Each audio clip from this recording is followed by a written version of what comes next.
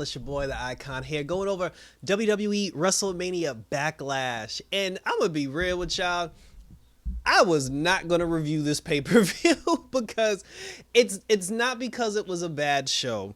Because it wasn't. Actually, it wasn't a bad show. It was actually a very good show. It's not that the card was bad, because the card was very good. But the thing about it is, it's the pay-per-view after WrestleMania. And if you've been watching wrestling long enough, you know that the first pay-per-view after WrestleMania, pretty much all the champions retain their title. So it was one of those things where it's like, why review it when nothing special is going to happen? You know, in the interest of keeping things consistent with my reviews and everything, at the last second, I was like, you know what, screw it. Let me just do a quick review real quick and talk about the matches. So let's kick things off and start the pay-per-view, which actually opened up, as Jim Cornette would say, with a girls match. So the opening match for the show was the Triple Threat Raw Women's Championship match between Asuka, Charlotte Flair, and Rhea Ripley. And this is probably the most least interested I've ever been as far as like the women's division is concerned. You know, mostly because I don't like the fact that Charlotte's shoehorning herself into, into the mix. Like, it's very annoying and it's very frustrating. But I will give them credit for this. At least they're keeping it true. I mean, the thing is, like, because she's a heel now, and she's embracing the fact that nobody likes her, that nobody wants to see her, and she's using that in her character now. So at least I give her credit for that. So, but the problem is now, because she's using real life to create like a new version of her character, that means she's gonna have to insert herself into championship matches and situations, because that's what her character is now. And as we all kind of guessed, like, they used Asuka as the fall girl, and like Asuka did a lot of the damage during the match, but she was the one that took the pin in the end. So the Asuka Rhea Ripley feud is completely over now, and Asuka's gonna move on to, I don't even know who's on the damn show anymore for her Asuka to move on to.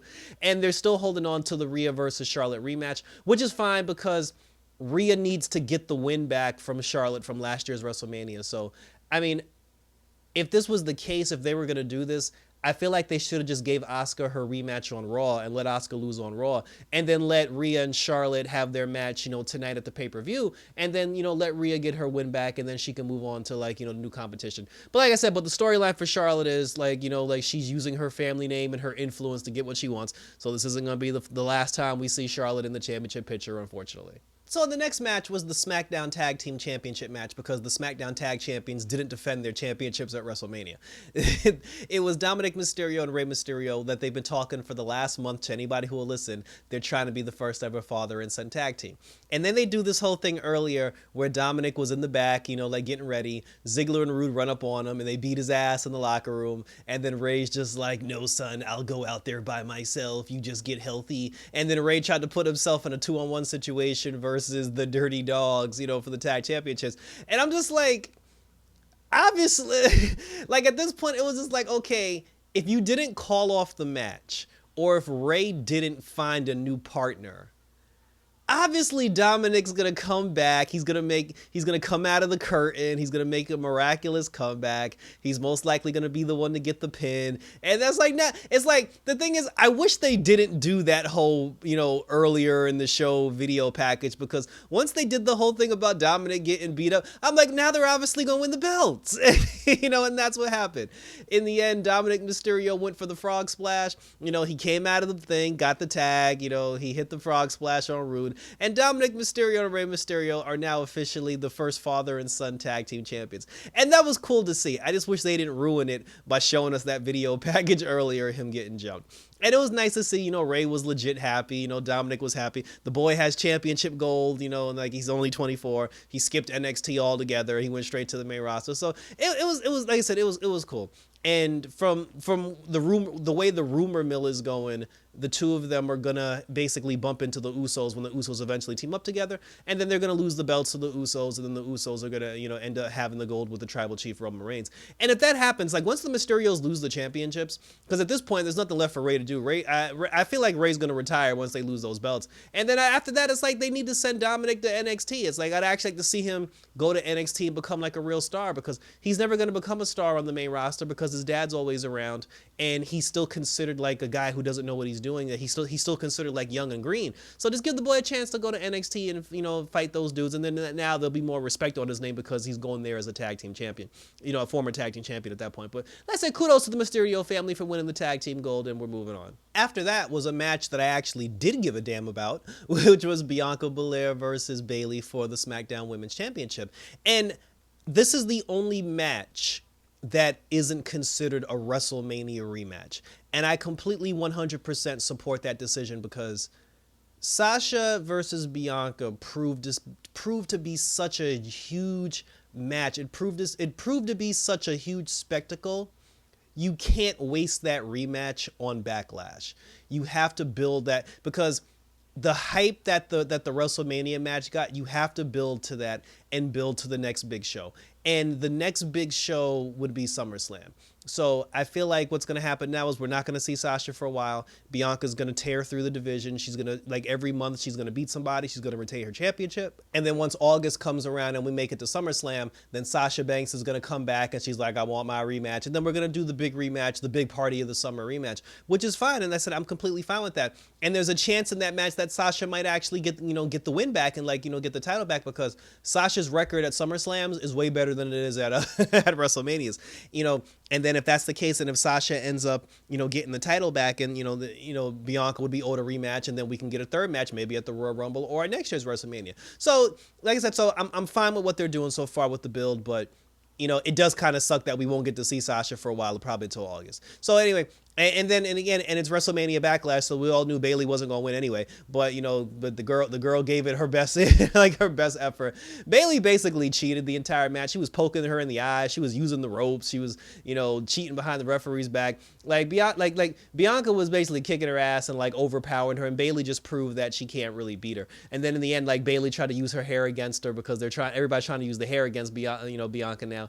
And Bianca was able to roll Bayley up. Bayley had a hold of Bianca's hair. When Bayley had the hair in her hand, Bianca rolled Bayley up for a pin, and Bianca used her own hair to hook Bayley's legs and get the leverage and get the pin, and that's how Bayley lost the match. There was a slight botch though, because Bianca did hook Bayley's legs for the 1 and the 2 count, but then but Bayley was kicking her legs so damn much, Bianca lost her grip, and she actually didn't hook her for the count of 3, but the referee still counted 3, and then they still counted the match, and then Bianca got the win. And I'm fine with that. You know, I'm fine with Bianca quote unquote cheating to get the victory, because Bayley cheated throughout the entire match, and it keeps the feud going between the two of them, because if Bianca beats Bayley right now, then she's not really going to have an opponent until Sasha comes back, because unless she feuds with the Riot Squad or she beefs with, well, so that's the thing, like, I don't even know who else is on the damn brand. Yeah, oh yeah, well, then there's Carmella. I guess there's Carmella, and then Mia Yim's supposed to pop up soon, but like I said, we'll see what happens. But like I said, you know, Bianca won the match. And like I said, she's still dealing with Bayley for a little bit. She's going to deal with Bayley for a little bit longer, which is perfectly fine. But basically at this point, we're pretty much just waiting for Sasha to come back so we can get that Bianca-Sasha rematch, because that's what everybody wants. But like I said, but kudos to Bianca Belair, who we all know who would win in her first title defense. Next, we had the Lumberjack match between Damian Priest and The Miz. And because of the whole, what is it, the Zack Snyder's Night of the Dead or the Living Dead movie that came out, and because Batista was in it, and Batista did the intro for the pay-per-view, which was kind of cool. I thought that was kind of cool. A lot of people may be upset about this. A lot of people may think this is stupid, but because they're promoting the film, and because they went through all the trouble of having Batista do the voiceover for the intro, and this whole thing was centered around the film, I actually dug the fact that the Lumberjacks were zombies. And I usually hate stuff like that. I usually hate dumb, like, hokey, like, corny stuff. That's why I don't watch AEW. But no, but in this case, I actually thought, I was just like, like, that's actually pretty cool. You know, like the whole thing about having the zombies, whatever. I mean, I'm pretty sure that's not what Damian Priest thought was going to happen when he decided to have a Lumberjack match. But like I said, but all in all, it was still actually a pretty good idea. So of course, Damian Priest gets the win. And then after Damian Priest gets the victory, The Miz was laid out on the floor. And then all the zombies got back into the ring and started, like, eating The Miz alive or whatever, so that was kind of gross. But yeah, like I said, I mean, I was fine with it. You know, Damian Priest got the victory. That's all that matters. You know, they did something, like, whether it was goofy or not, it had a purpose because of the promotion with the film. But at this point, like honestly at this point I would like to see Damian Priest either challenge Sheamus for the United States Championship or just flat out like roll up on Lashley and try to challenge Lashley for the WWE title, because Priest needs to be over the Miz and Morris right now. Like that whole thing needs to die. But like I said, but we'll see what happens. No, kudos to Damian Priest, and hopefully when Raw comes back around, they'll actually have a real opponent for him and we can be done with all this extra stuff. Next up was the WWE Championship match between Drew McIntyre, Braun Strowman, and the almighty WWE Champion Bobby Lashley.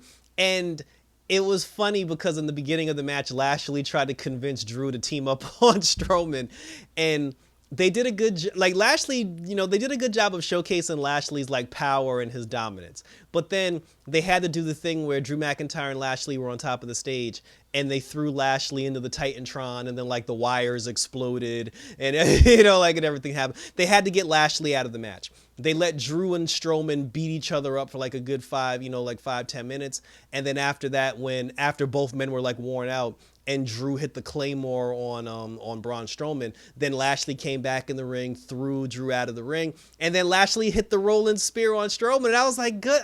Like, I was happy to see the rolling spear make a return, and I was thinking to myself before, I was like, the rolling spear should come back in this match because we all knew that Strowman was taking the pin, but I was just like, Lashley's not going to be able to put the hurt lock on him, so I'm like, he has to bring back the rolling spear, and that's what he did. He hit Strowman with the rolling spear, knocked him out of his boots, and Lashley got the pin, and the almighty is still the WWE champion. And Drew McIntyre is done at this point. Like, I don't care that Strowman took the pin. Drew's done at this point. Like, I don't want to see Drew fight for the title. Like, to be honest with you, I feel like they should call Adam Cole up from the main roster to Raw and have Adam Cole feud with Drew McIntyre, because when Drew McIntyre was the NXT heavyweight champion, he got beat up by the Undisputed Era and Adam Cole when they debuted. And because of that, after, Drew got injured after that, and then when Drew came back from his injury, he went straight to the main roster. So Drew never actually got his revenge on Adam Cole. So I would like to see Adam Cole come up to the main roster and then let Drew start a feud with let Drew start a feud with Adam Cole, and let Damian Priest fight Bobby Lashley, because Lashley's the man right now. Like, Lashley killing it right now, and ain't nobody gonna stop him. So just put Drew to the side, have Drew do something else, and start throwing some guys at the Almighty so he can mow them down one by one. But kudos to him. No surprise there. Like, he won at WrestleMania. He won at WrestleMania Backlash, and he's still the almighty WWE champion. And finally, we had the Universal Championship match, the Tribal Chief versus Cesaro. And, we were all happy to see Cesaro finally get a championship match, but nobody believes Cesaro was winning that shit. Jimmy and Jey Uso got into it backstage during the pay-per-view where Jimmy was just like, oh, so you're going to be Roman's biatch, and then you're going to be his whooping boy, and he's going to be the reason why you win. And then Roman was just like, yo, I got this Uso, I got him by myself. And in the end, like, Roman made Cesaro tap out because now he's using the guillotine all the time. So he made Cesaro tap out to the guillotine. Cesaro tapped out. Roman Reigns retains the championship. No surprise there. What the drama was for afterwards, it wasn't the match itself, but it was after the fact. Because Seth Rollins came out afterwards and started beating the tar out of Cesaro. Because Seth Rollins' whole thing is he's upset not only because he lost at Mania, but Seth Rollins feels like Cesaro looked past him, and he's like, I'm Seth freaking Rollins, like nobody looks past me. So the Cesaro-Seth feud will continue a little bit longer. And I don't know who Roman's going to fight right now unless he starts a feud in the program with Jimmy Uso. Big E did say on Talking Smack that he wants to fight Roman for the title. Kevin Owens said that he's still trying to fight Roman for the title. So there are guys lined up who can fight Roman Reigns for the championship. But I'd be interested to see where this goes, because I feel like we're gonna get a program between Roman and Jimmy first, and then either Kevin Owens or Big E will probably step in to fight Roman Reigns. But that was it. Roman wins, like I said, no surprise there, and we'll see what happens on SmackDown when they hopefully pick a new opponent for him. So that was it. That was my review for the WrestleMania Backlash. We did not get the Intercontinental Championship with Apollo Crews, and we're getting actually a Fatal 4-Way for that on SmackDown this Friday, so I'll be looking forward to that. We didn't get the United States Championship. That's what I'm saying. Sheamus needs like a real opponent. We didn't get the tag team, the Raw Tag Team Championships or the Women Tag Team titles, because they settled that beef on last SmackDown. But it was still a good show. Like I said, the show was a solid 7. And the only reason why I say it's a 7 because only the Mysterio belts changed hands. Like, only the SmackDown tag, like everybody else retained the title. And it wasn't a surprise. It wasn't a secret. So I can't give it I can't give it an 8 or a 9 when we all knew of the outcome, but it was still a good show of solid professional wrestling and, you know, outside of the zombie stuff, and I did enjoy it. So let me know down in the comment section below, what did you think of WrestleMania Backlash? What was your favorite match? And where do you see some of these feuds going forward? Definitely hit me up on social media, hit the notification bell so you can get notified when I do new videos. We got Batwoman and Legends of Tomorrow coming up as we start our week of DC TV for the Arrowverse. Thanks for tuning in, guys. So for the Backlash, for the almighty Bobby Lashley, till next time.